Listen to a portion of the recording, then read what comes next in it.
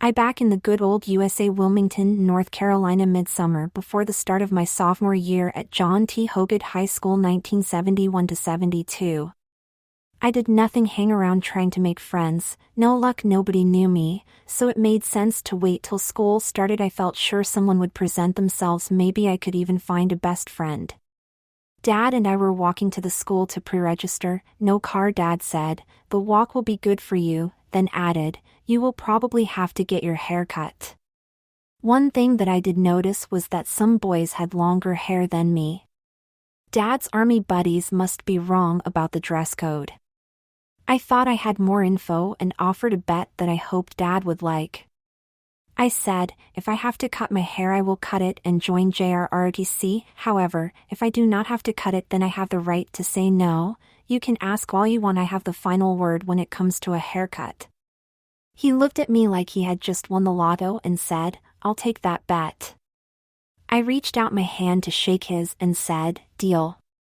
Dad checked me into school and we were about to leave when I had to ask about dress code regarding hair length on boys. The lady that checked me in for school said, no hair length rule for boys unless you are in JRROTC, and asked, do you want to do that? I turned and looked at Dad, said, no way, and with the biggest smile, you lose. On the way home I asked if he was going to honor our bet. Dad explained the honor code held himself to. The only thing you have that no one can take from you is your word. You can only give it, and when you give you keep it. I will honor our bet. We had our handshake and I gave you my word. He had said that with pride. I know he hated that he lost the bet, but his honor would not let him back out of the bet. That was the one lesson that he gave me, and I still live my life by it. I did start to meet a few friends when school began. I had no need to be the most popular, just a few close friends and one to be my best friend. I did find him, his name was Scott. She was still with me, you know, the girl in the mirror. I tried to be careful, but one time after dinner when Dad, stepmom and the two kids were out for a walk, I thought I would at least have time to try on one of her lipsticks, and she heard me running from their bedroom as I tried to put it back. Busted again. Too late in the game to say I don't know why, so I told the truth this time. I said, I like the ruby red, I just had to try it on.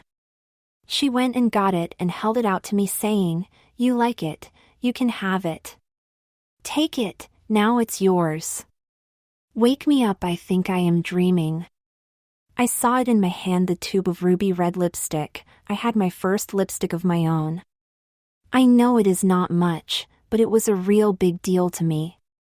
I now had lipstick and I could, if I wanted, wear it. Did it, I put it on in my room and went to the kitchen to show Dad and Bernie that I was not embarrassed to wear lipstick and I was feminine. I wanted to show them I was no longer going to hide how I felt. The inner me would not hide. I was not ready to be a girl outside of the safety of the trailer. However, I would express myself at home. After many experiences with the Board of Education, that was what he called the wooden paddle that he would use on me to try and teach me the error of my ways. I must have had several master's degrees from his Board of Education. He could not beat the femininity out of me, or he just stopped trying and gave up. Did not matter to me if I could be myself, at least while at home.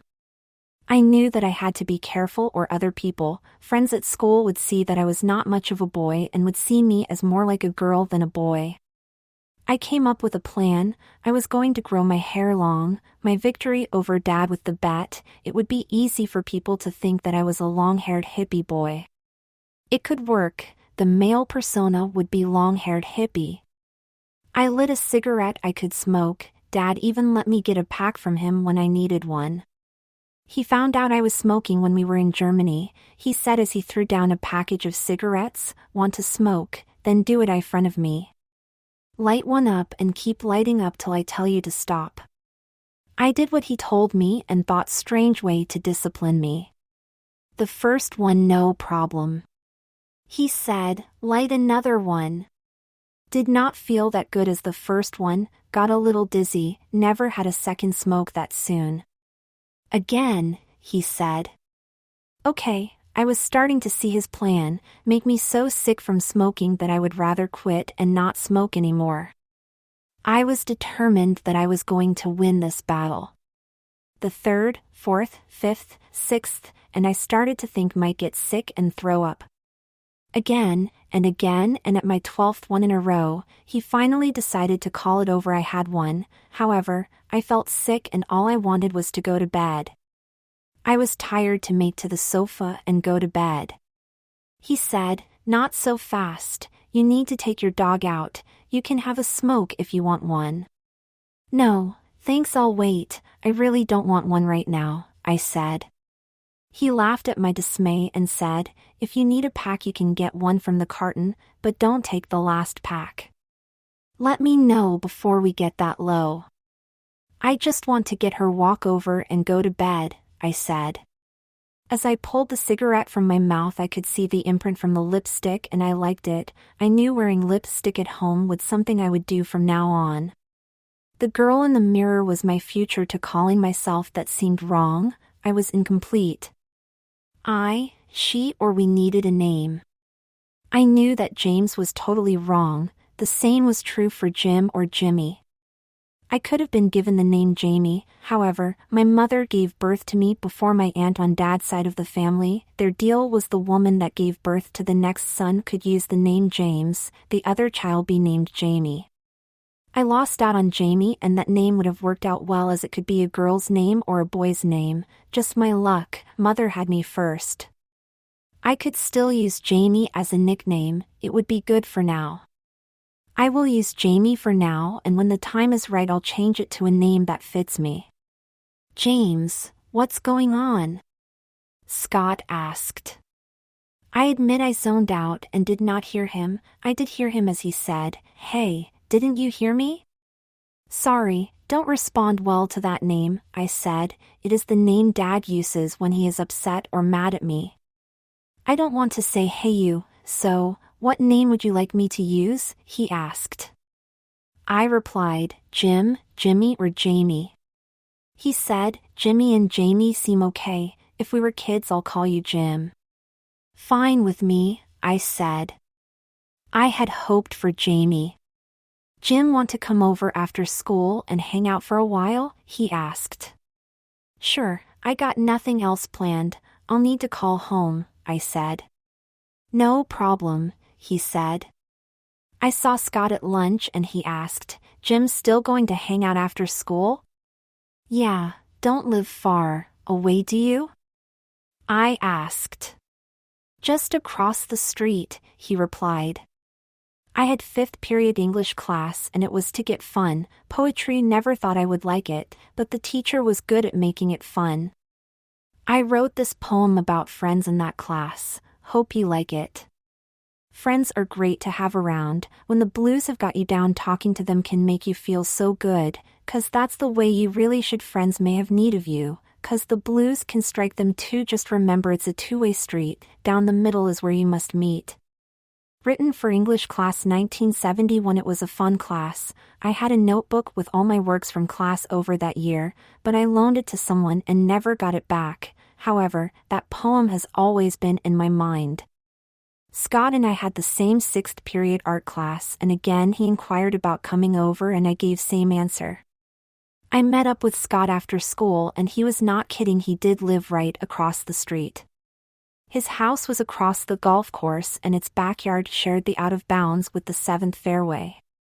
I was lost. His parents made good money and my dad had to get a job with NC Power and Gas. His retirement from the army was not enough for him to support his family. He wanted to be my friend and it did not matter what my dad did or where we lived. I thought he was the coolest guy I knew. When we got to his house, I met his mom and we went up to his room and he picked up a guitar and started to play. He was good. I was amazed he could play songs and they all sounded great. I had to tell him, "I think you sound great," I said. Then he surprised me by handing the guitar to me. "Your turn," he said. I said, "No way, I have never held one and I don't know how to play." "I'm sure you can play, and I'll prove it," he said. He showed me where to put my fingers to make a E chord and told me to strum the strings, and I had played my first chord. "See, I told you," he said, "you just have to learn, and I can teach you." That is if you want to learn. If you really think I can learn to play, I do want to learn, I said. In less than 1 minute you played your first chord, so you can be taught, and it will take time, practice, and hard work, he said. His mother came up to the room to see what we were doing. Scott told her he would be teaching me to play the guitar.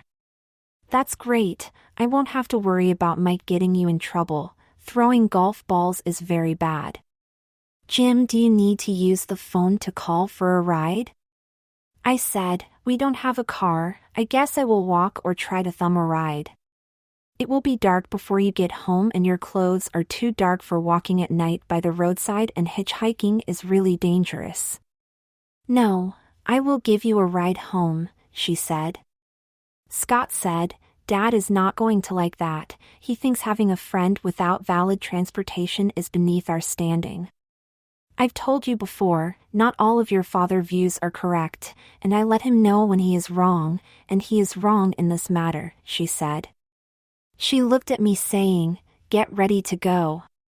I turned to Scott and said, sorry, I did not know I was beneath your standing. I must be a poor choice for a friend. Dad is a snob and he is wrong. I was just reminding Mom, it's fun to watch her put him in his place, and it doesn't matter to me. I won't let him choose my friends, he said. Jim, it is time to go, his mom called out. I said bye to Scott and told I was ready to start learning whenever he wanted to start teaching. His mom tried to get to know more me and my family, and when we got to the trailer park, it was not hard to see that I lived in the poor side of town, but it was home to me. I said, I live right over there, I can make it the rest of the way myself. I need to talk to your parents, so I will walk you to the door, she said. I opened the door and said, I'm home, this is Scott's mom and she would like to talk to you. Dad said, come in and thank you for bringing our boy home. She said, my son will be teaching yours to play guitar. Don't worry if he is not home right after school, I will make sure he gets home safely. I think it will be good for both, doing something positive, you agree with that? Dad looked a little surprised, however, he agreed. Dad and I still had some trust issues. He knew I had a thing for dressing up in woman's clothes and was more like a girl at home. He did not think it would be good for me to spend that much time with a boy. Dad could be right, I did like Scott, however, his friendship meant more to me and I would do nothing make him feel uneasy around me. I could perfect the persona I needed by using him as a role model. I did make a few more friends. There was Thomas and he went by T.D. Don't recall what the D stood for, Dave and his sister Debbie. Other were more school classmates, not what you would call a friend. My growing hair was getting to my dad. He would ask me to cut it and I would say no. Bangs in my eyes, past my ear lobes and over the collar, I thought I could use a trim. The next time Dad asked me to get it cut, I said, I'll get a trim. He took me to the barber shop and I told the barber, just a trim, I want the bangs out of my eyes and trim the rest from the ears back. No problem with the bangs, however, he cut much more than I wanted off. He went above the ear and that quick 3 inches from the ear going to the back on the right side gone. Upset and mad, my rant to that barber left no doubt how pissed off I was. He said, I can leave it like that if you want. I looked at him, my eye wide with disbelief at his last remark, and said, match the left side to the right, do not cut the back. Just trim no more than 1/4 of an inch. Have you got that? He replied, match the left and 1/4 inch trim at the back. I was still upset when I that place, and I said, I will never step foot in another barber shop, never ever, that was the last time. When I got home and saw the damage up close, it was worse than I had thought. I had to trim my bangs to have anything close to some sort of style. There will a delay to the long-haired hippie persona. Scott knew Dave and Debbie, and that was how I met them. They lived 2 streets over, Dave said. Seen you around at school. I'm Dave and my sister is Debbie. Scott told me he is going to teach you to play guitar. How's that going? I don't have a guitar and the lack of transportation keeps me from staying at Scott's to get in lessons and practice, I said. Dave said, can't help you with a guitar, but I do have an older bike you can use. It should take care of that transportation problem. It is a 1-speed and it can be hard to pedal at times. Far out, I said, trying to get a start on that hippie persona. That would help me out. If my parents say it's okay, I'll let you have it, for keeps, Dave said. Let's go for a ride and you can give it a test ride, Debbie said. Dave said, we can go to the Zip Mart, it's about a mile, at the college road entrance. Scott said, going home to get my bike, I'm not going to walk. I'll meet up with you all there. After the short trip to the Zip Mart and return to Dave and Debbie's house, Dave asked, how did the old bike feel to not too hard to pedal? You are right, it can be hard to pedal at times, however, it is much better than walking. I said. Dave's dad had made it home from work and he went in to ask about the bike. His father came out to the garage and told me I could have his old bike. He did say, by accepting this bike you have obey all the rules for riding and don't forget you must have a white light at the front of the bike when riding at night. Do you accept the bike with the conditions I have given? Yes, sir, I accept and thank you. I replied. A few days later, after Scott had given me my lesson, I was attempting to attach the old flashlight I got from my dad to the handlebar when his mom asked, "What are you trying to do?" I said, "Almost ran off the road the last time I rode at night. It's hard to hold the light on the road and drive the bike." "Makes sense, be safe," she said. The next time I came she had a gift for me, she said. "Scott told me next month you have a birthday upcoming." I said, "Yes, May 24th. She said, "You need this now, so it is an early present."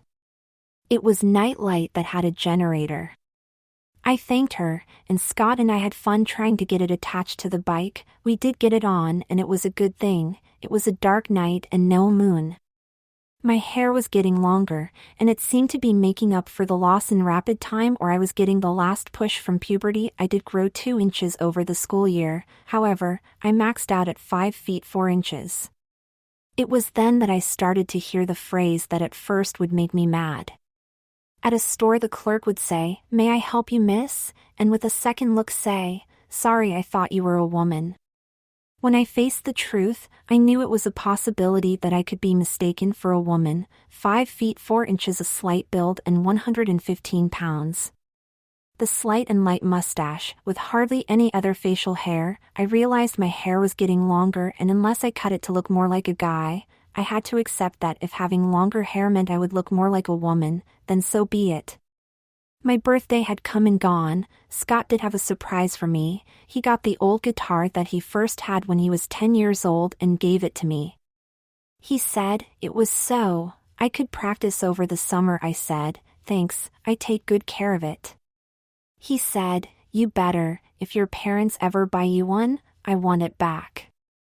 Summer at last. I had met a guy at school that lived at Carolina Beach. I even spent the weekend once, and no, it was just a friend. His name was Roy. I did not come as a big shock when I said, "It is my summer break and I might be spending a lot of time at the beach. I will be all right, I have friends I spend the night with." "That's unless you want to be my taxi." I had fun, a blast. I did start to change a little. Not so much just little things, okay, maybe 1 or 2 could be big.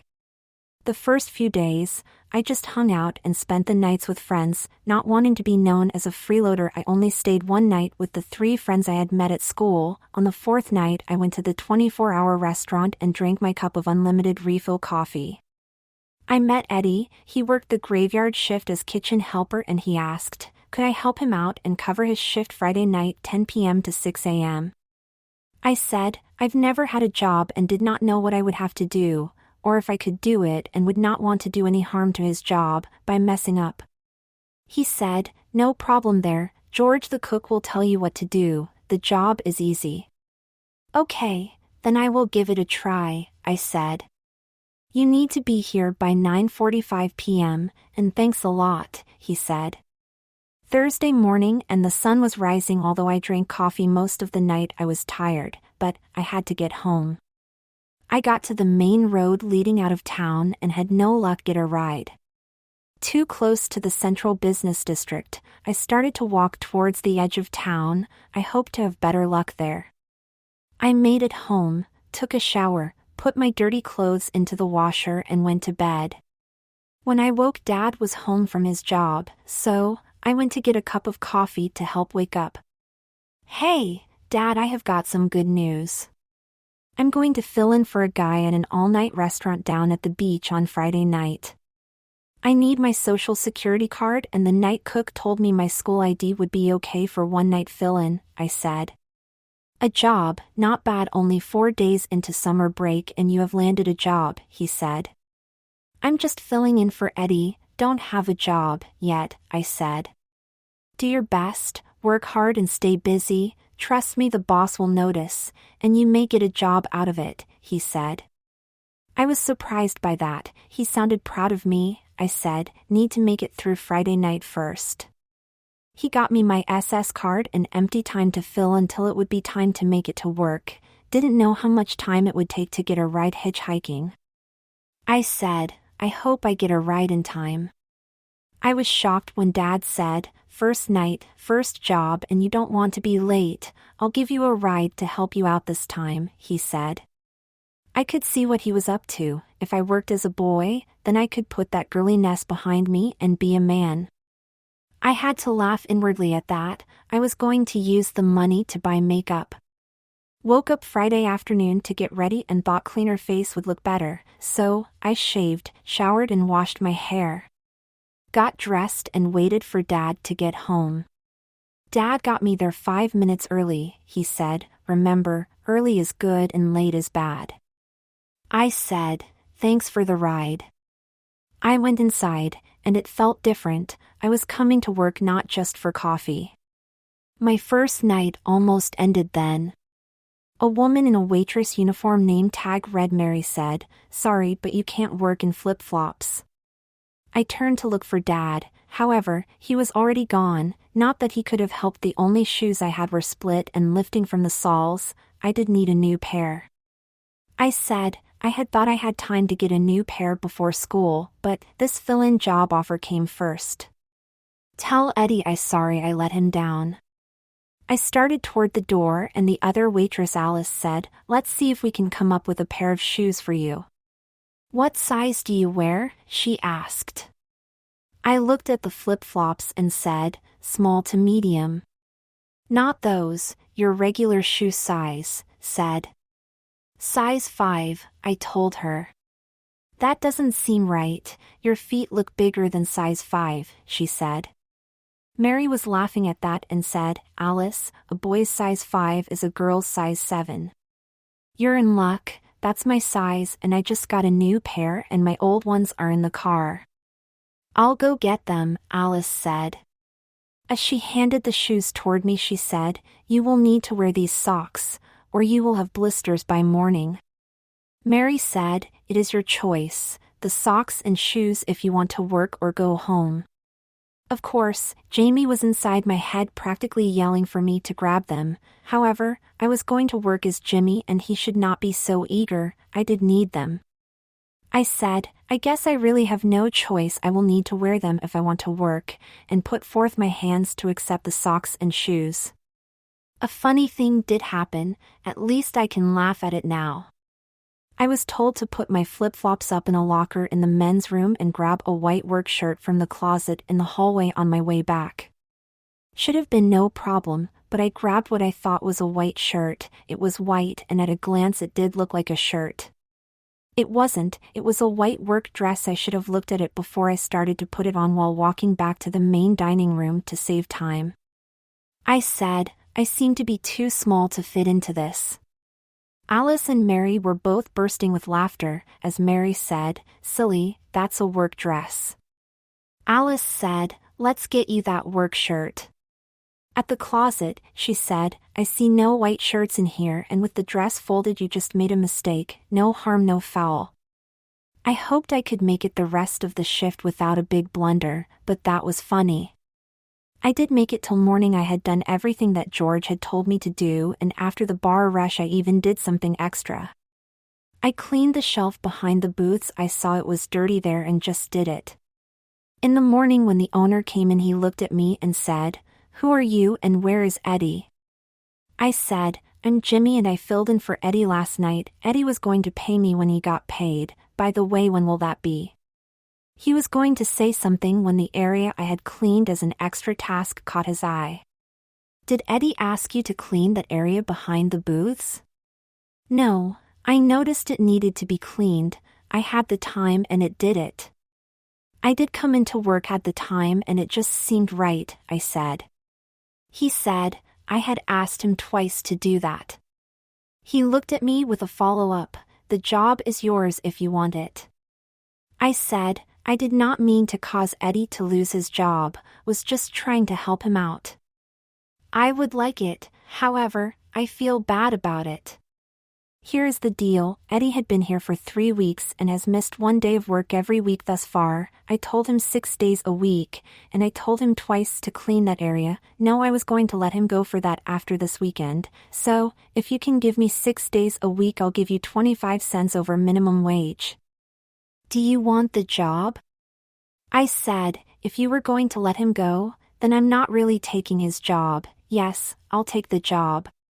He shakes my hand, and I did have a summer job. Dad would like that. I could hear him with the "I told you hard work is noticed." I turned to Alice. I need these shoes to work, until I can buy my own, I said. You can have them, she said. Mr. Thompson came over to the table with some money and said, I'm going to pay you for last night. No need to wait on Eddie. I'm not going to pay him for last night. He did not work, you did. Be here 9:45 tonight. I thanked Mr. Thompson for paying me and I asked him, could I get a to-go bag to carry my work shoes home? I don't want to get them dirty. Just a minute, he said. He went to his office and returned with a padlock and key and told me, get an employee locker to store them in, that is what they are for. I got a locker and took off my shoes and put on my flip-flops and started on my way home. I was still new to hitchhiking, however, I knew that I would have to walk until I was closer to the edge of town before I would be able to get a ride. I began to look over the town that I would hopefully be spending most of my summer break. There were 4 stoplights in the center of town, and past the last stoplight the blocks began to space out, and at the last side street I stuck out my thumb. I got home an hour and a half after I left, not too bad. I did have a couple of things I had to do before I could go to bed and sleep. First, talk to Dad about getting a driver's license and buy some of those socks, like the dirty pair I had stuffed into my back pocket, quite funky after a night working in them. I entered the house and said, home, Dad, I need to talk to you. I went into the kitchen and the family was just finished with breakfast. Dad looked at me and asked, how was your first night at work? I said, it was my first night of my new job. I went on to explain how the owner offered me a job. I knew what he was going to say. I told you hard work will get you noticed and will pay off. I said, I need legal ID from the state, and since I passed driver's ed, would you let me get a driver's license? No, I let you take driver's ed, so you would know how to drive and get a license when you turn 18, he said. I need an ID, Dad, and have to have one by Monday night for work or it's bye-bye to the summer job, I said. The state can issue a state ID, I'll help you get that, problem solved. No need for a driver's license, the matter is closed, he said. I knew I had lost my bid to get a driver's license, a state ID would work. I needed to sleep, so off to bed. I woke up at 5 p.m. to shower, had a cup of coffee, got put on my jeans and a clean t-shirt, flip-flops and left to go to work. I did not know how long it would take me to get a ride to the beach, and I had a brief stop to make. Had to get some socks to wear at work. I got the socks and was on my way. I am glad I left when I did, as it took a lot longer to get a ride. Leaving at 6 p.m., I had 3 hours and 45 minutes to get to work, and it took almost 3 hours to get there. Still, I was early. I knew I would have to do something about my lack of transportation.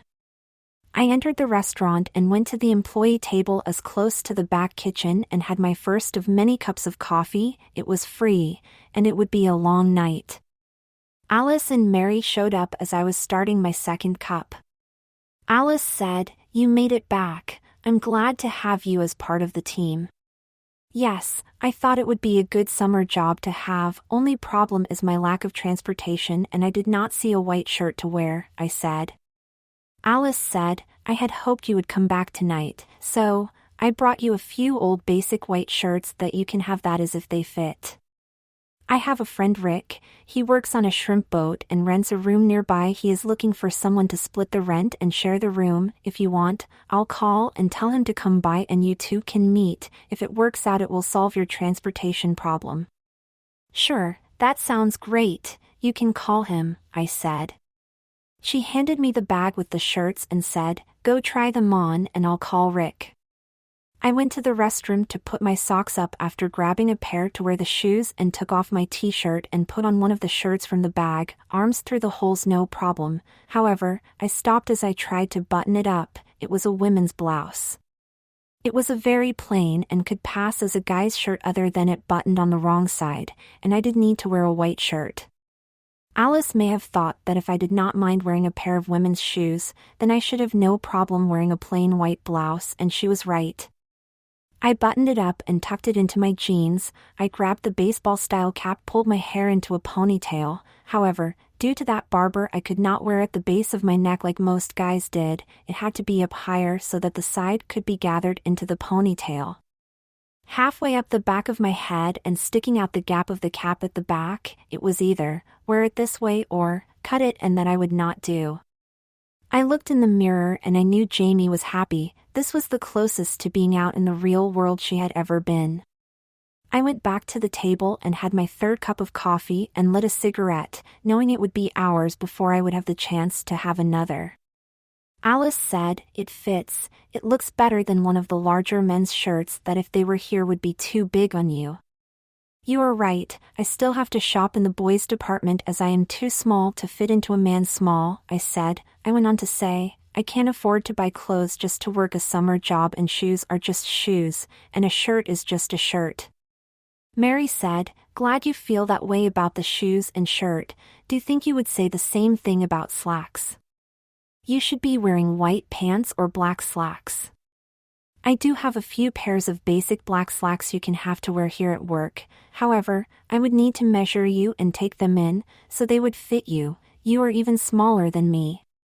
I said, "I want to thank you both for your help with work uniform. I would have had to spend a lot of money without your very kind donations, so, Mary, you can take whatever measurements you need." Alice and Mary teamed up to get the information that would be required to alter the slacks. Mary took them, and Alice wrote them down: waist 26, hips 32 and 28 inseam. I slipped a white apron over my head and my second night was underway.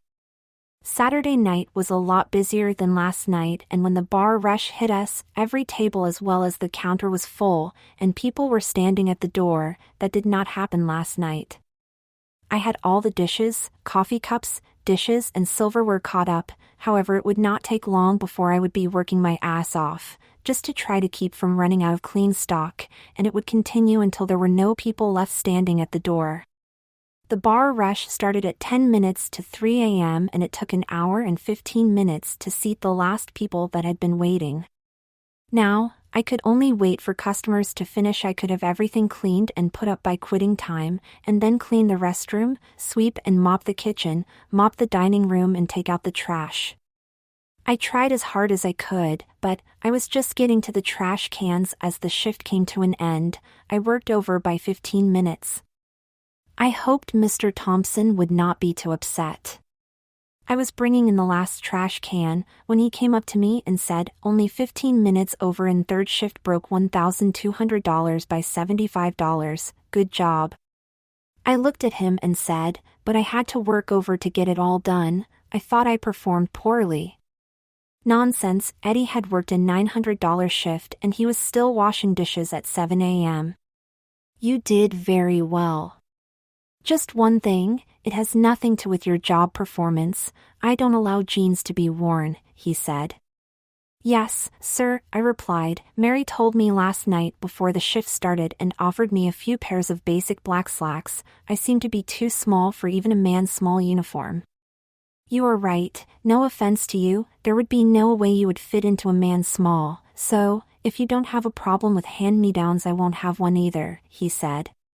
He added, when a shift breaks $1,200 they get an extra meal. Enjoy. I helped myself to a cup of coffee. I had lost track of how many I had, but it must have been enough because I did have the energy to finish the night. I lit a cigarette. I had been right to have one at 1:30 a.m.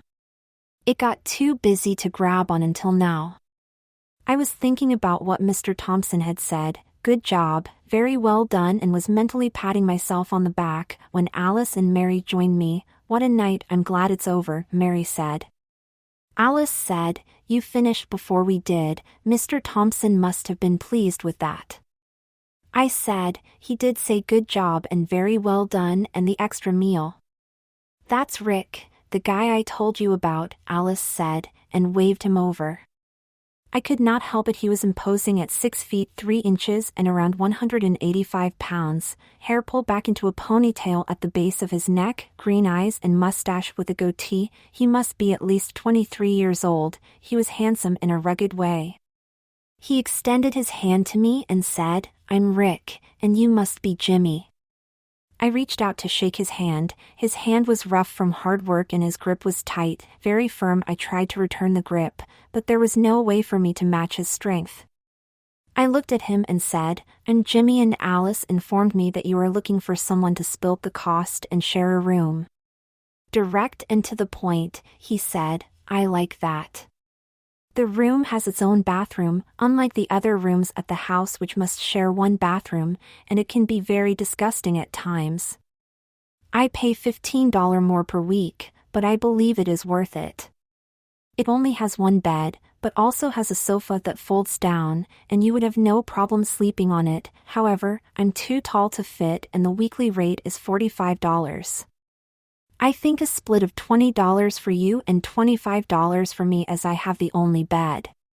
It's only 2.5 blocks from the restaurant and 1.5 blocks from the beach. After your meal you can look at the room and tell me what you want to do. Sound good?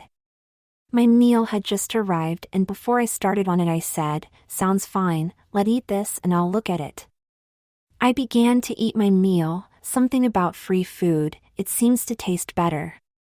I finished and was about to leave with Rick, when Alice and Mary were counting out some money. Alice said, we tip you for bussing our tables when it's busy, however not when it is slow, if you are bored and want to have at it, but we don't tip for that.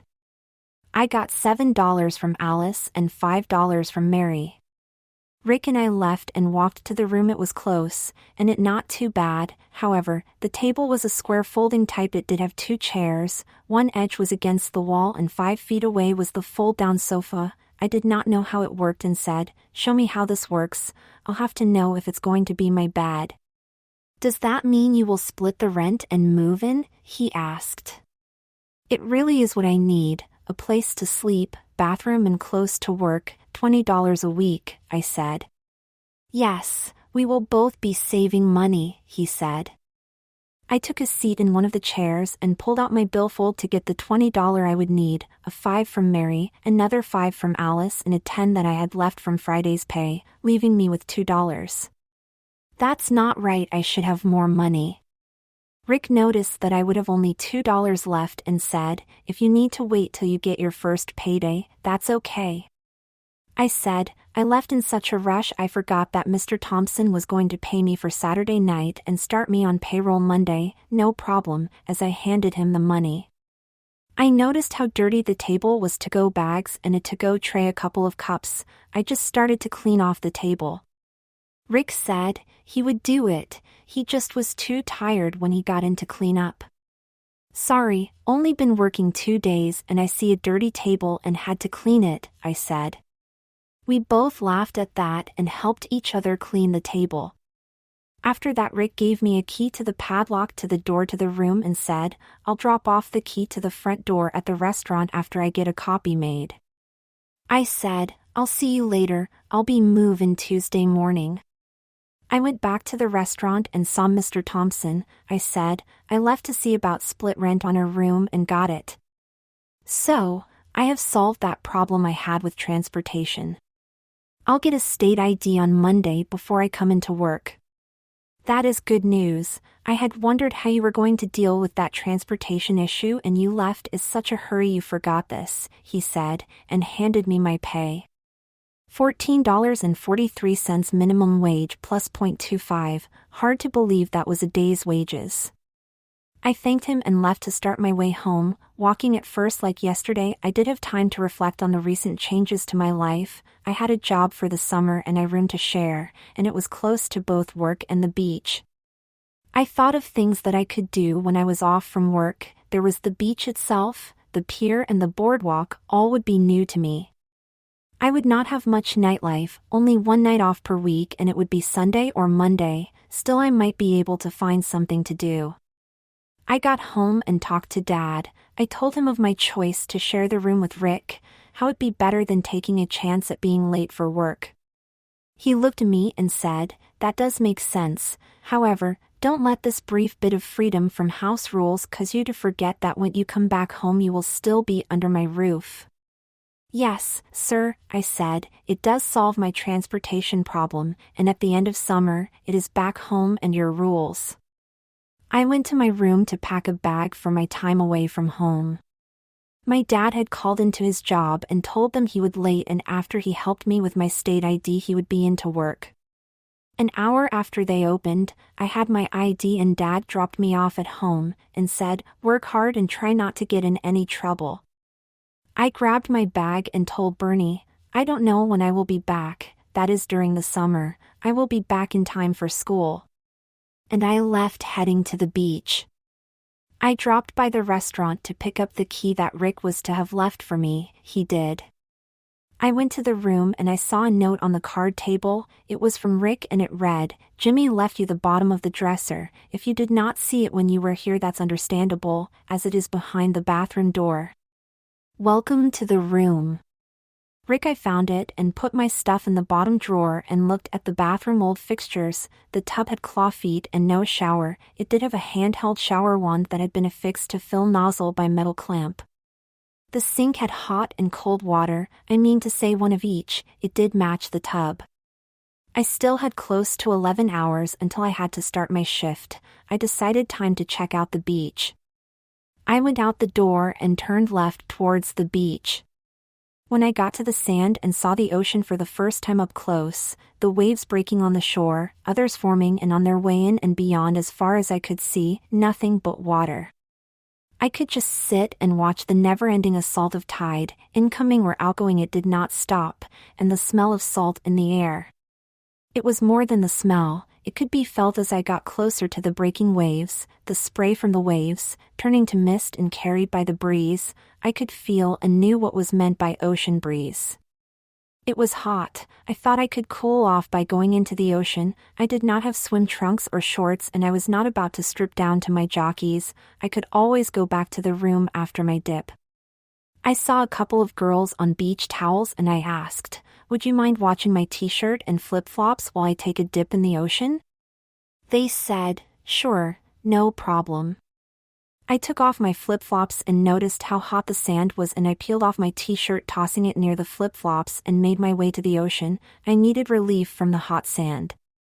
I felt the coolness of the seawater as it met my feet, and then the pull of the current eating away at the sand beneath my feet. I knew the tide was outgoing. I took a few more steps and a wave broke right in front of me, sending spray up and covering me. My jeans were wet mid-thigh and I was wet from the spray on the front of my body. However, my back was feeling the heat from the sun. One more step and I was up to my waist and I saw the next wave. It would be a direct hit. I had learned from the last one and I dove into the wave. I felt the coolness cover my whole body and it felt good. The good feeling was soon replaced by one of concern. I did not know which way up. how deep it was or which way back to shore. I bent my legs hoping to find the ocean floor. I was in luck, not that deep, and I could feel the bottom. I stood up just as my lungs were crying out for air. I shaking my head to keep the salt from the sea out of my eyes. Opening them, I looked to see where I was and knew the beach would be to my right. The ocean wave had turned me 90 degrees. I did want to swim, just take a dip to cool off, and I had done that, so I turned back to shore and to my stuff. I grabbed my t-shirt, put it on, and slid my right foot into the right flip-flop, and it was cool. However, the left was hot. As I put my foot into it, I said, "Wow, that's hot." One of the girls that had watched my stuff said, "If you turn then over, then the sun heats the bottom." They laughed at my newness to the beach, not a mean-spirited, but knowingly, as if to say, "Newbie." I said, "Thanks, I will do that. That was really hot after the coolness of the ocean." I got back to the room and I had to change my jeans as they felt like they weighed a lot more than I thought they would have. I would be turning my backup pair into shorts. A slight hole was starting to form at the right knee. If Mary did not bring the slacks, I could not wear the spare pair of jeans to work. I changed my briefs and put on the spare jeans and took the wet clothes in hand to find the coin laundry. I needed to know where it was, so it would not be time wasted. On second thought, I took off the t-shirt I was wearing. It would still be a small load of clothes. I found the coin laundry. After I stopped at the Zip Mart, I bought a Coke and asked the clerk, "Where is the closest coin laundry? As I am walking, I hope that it is not too far." He replied, "You are in luck, only 3 blocks from it. Go right 1 block, turn left, and it is at the start of the 2nd block." I said, "Thank you," and turned to leave the store, and as I was walking out the door I heard it. "Glad to have been helpful, miss," he said. I thought as I walked to coin laundry, I heard him miss. However, I did not turn back to say I'm Guy. No, I accepted what he said and continued out the door. It was not the first time a clerk had thought I was a girl. However, it was the first time that they had not corrected the error of perception and I had not told them that they had made a mistake. Not too big of a deal. I was still a long way from accepting myself as a woman. However, I no longer cared if someone thought I was a woman. A small step toward the road in life I would later choose when I had to make the choice. I found the coin laundry, did my washing and drying all 3 of my items. I needed to turn these jeans I had on into cut-off shorts. Waterlogged jeans are not great for swimming. I on my back to the room and heard my stomach growl. I was hungry. I stopped for a foot-long hot dog with chili and onions and a Coke to drink. It was close to 4 p.m. when I got back to the room. I thought 10 minutes to walk to work. I set my alarm clock for 9 p.m. That would be plenty of time for me to get ready and make it to work. I laid down for a nap. I woke when I heard a sound, looked to see, and I saw Rick. I thought I may have overslept and asked, "What time is it?" Rick replied, 8:15 p.m. "That's good," I said. I set my alarm for 9 p.m. Thought I might be late when I saw you. "Glad to see you made it here. You do anything today or just sleep?" he asked. I said, "I took my first dip in the ocean and got a hot foot from my flip-flop and found the coin laundry." "It really was your first time at the beach," he laughed. "Newbie mistake a hot foot." "The girl with the big pair told me how not to get a hot foot," I said. "A nice pair. Did you get a good view?" he asked. Almost got to see the right nipple when she leaned on her left arm to tell me that they would watch my stuff. I had to hurry to the water. I had to turn as not to show how much I liked the view, and my feet were starting to burn from the sand. I said, "There is no doubt that at some time you will get a good view," he said. "I'm going to get ready for work. I'll get there early and have time to eat," I said. I got to work and had my free meal. I was on my 2nd cup of coffee and having my after-dinner smoke when Alice and Mary arrived. Mary was carrying a bag. I hoped it had the slacks in it. "Your work uniform will be complete," Mary said as she handed me the bag. "Thank you, now I won't have to buy any clothes to work here. You have saved me a lot of money," I said. Mary said, I was glad to help you out and it did not take long to take them in. Your size is smaller than what Mr. Thompson has brought in, and it did not seem fair that you should have to pay for a work uniform when I had these slacks that were too small for me, and you could use them. I need to finish getting ready for work, I said and went to the men's restroom. I took a pair of slacks out of the bag and hoped that they had a zipper in the front. It was my lucky day, the zipper was in the front, however, they did button on the girl's side. I knew that with the apron over them, you could not tell that they were girls' slacks, I knew, but it was not the same as wearing a dress. I had put my hair up into the ponytail and put my work cap on, slid the apron over the cap, and I was right, they looked just like the type a boy would wear. I went back to the table. I had time for my third cup of coffee and a cigarette. I knew, busy or not, it was going to be a long night. Mary said, "You look like a proper restaurant employee." Alice agreed. "I would not have been able to look proper without your help, thank you both," I said. I was right about it being a long and slow night. I made it through. I did drink a lot of coffee. It was not that I liked coffee that much, it was the caffeine. In the morning after the shift was over, I showed Mr. Thompson my ID and he made a copy of it for my file. I would find things to do while I was going to be down at the beach, if I woke up early enough, because all I wanted to do was sleep. The small nap that I had before work had left me very tired and the last 2 hours were the hardest. I found I was drifting in and out of sleep while I stood at the sinks where I washed the dishes. I had to keep busy, keep moving. I might end up in one of the sinks. I changed out of my work uniform and went to the room that I would call home while I worked at the restaurant and was out as soon as my head hit the pillow. I did not even take my clothes off. I woke up early. I had been sleeping for 9 hours and it was just 4 p.m. I would have time look around this little town. I washed up and left to explore the boardwalk and I found it was realistic. The walkway was made of boards. One side had stores and shops, which had most everything you might need while at the beach, and the other was a tall sandy berm. I found a shop and got the cup of coffee that wanted. I drank my coffee and walked to the far end. I saw something, and I was not quite sure what it could be. It seemed to have arms raised up in a muscle pose, but it was larger than any man I had ever seen. As I got closer it became clear what it was: a gorilla. The place was called Safari Land and it was a putt-putt golf course. There were other animals you would expect to see, and the one I remember the most is the gorilla. Next summer while at the beach, I'll tell you why I remember it so well. I would play many rounds of putt-putt over the time I spent at the beach. I walked back down the other side of the beachfront boardwalk. It was just a sidewalk, only wider, and came to the center of the beachfront area, parking for cars on 3 sides. I turned to the right towards the main part of town where the stoplights were, and then I saw Richie's Recreation and Pool Hall and I went in. I looked around and saw that it seemed to be a handout for the younger crowd, and I could enjoy spending a lot of my free time in this place. I could play a game of pool, play pinball or play foosball when someone needed a partner, or play one-on-one. Being asked to someone's partner was by far better, as I would not have used my own money. Always nice to have some fun for free.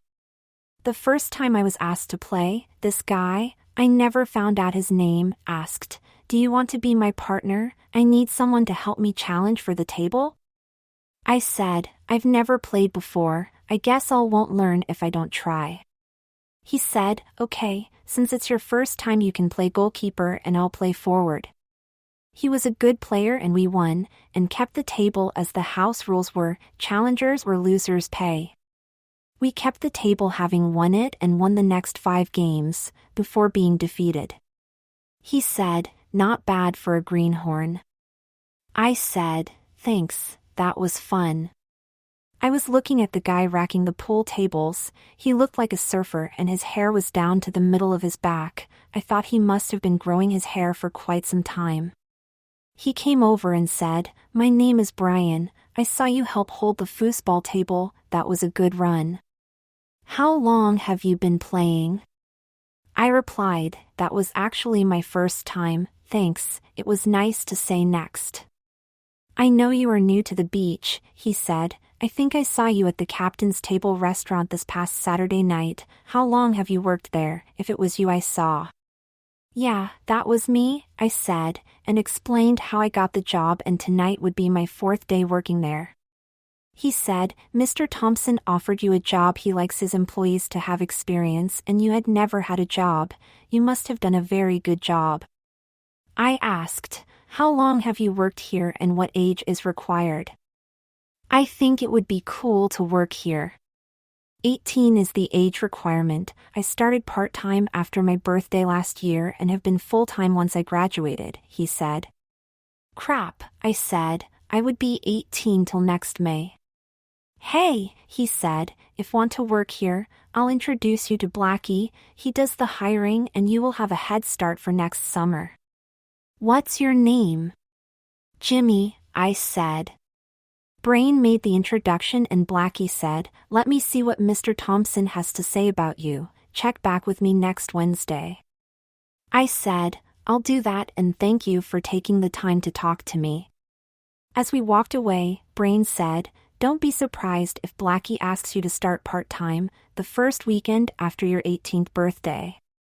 I thanked Brian and left to get ready for work. If it went okay next Wednesday, I would have my next job lined up. Work began to become routine as well as my days. Every 3rd day do laundry. I did get the offer from Blackie. That was good news. On my next night off, I went with some people I had met to a hotel that also ran a rooming house. If the room was paid for, they did not care how many used the room. It was then when I saw it on the floor, an ear ring. It was a wire for a pierced ear and had a triangle and an inverted triangle hanging below it. I picked it up and asked, anyone lose an earring? A girl said, that was mine and I don't want it. You can have it if you want. As I held it, I knew what I was going to do, and I asked, do you have any alcohol I can use? I want to pierce my ear.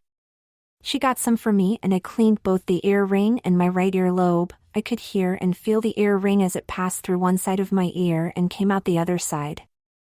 That quickly and without much thought, my right ear now was pierced. When I got to work, the damn thing felt like it weighed a ton. I knew why she didn't want it. Alice and Mary spotted it right away. Mary said, that earring is a bit too big and Mr. Thompson won't like it. I said, I need to take it out. It feels like it's going to rip my earlobe in two. Alice came over and took the hanging triangles from the wire and asked, does that feel better? Yes, I can't feel the pain anymore. I did not think of doing that, I said. Mary said, Mr. Thompson won't mind that and that way your ear can heal. In the morning after the shift was over, Mr. Thompson said, I have an older model car and I can offer it to you for only $225. Are you interested? You can pay a little each week and once it's paid for you get it. I thought about it and said, that sounds like a good deal. I'll do it. I thought if I came home after working the summer and had a car to show that I'd spent my money wisely and not just partied it away, he would concede and sign the form and I could get my driver's license. The days flew by and a month later, one afternoon at Richie's rec center, a girl came up to me and said, did you know that most gay guys have their right ear pierced, like yours? No, I did not know that, I said. I took the ear ring out of my right ear lobe and with 2 quick pops my left ear had an ear ring through the lobe. That is the most important change to my personal appearance. It meant that once the left ear had healed, both my ears were pierced, and I could when I felt like it wear a pair of earrings and I would do just that. I had a lot of fun confusing people. I gave my notice at work. Mr. Thompson did not like that I was quitting with 1 week left of summer but understood that I wanted at least 1 week of my summer to have some fun, before the start of school. I paid the car off and told he I would pick it up when I got my driver's license. A bad last week of summer fun, someone stole my flip-flops while I was swimming and was looking for them and there was no doubt they were gone. At least I still had the shoes I had worn for work and they would be better than no shoes. 2 nights later, things got even worse.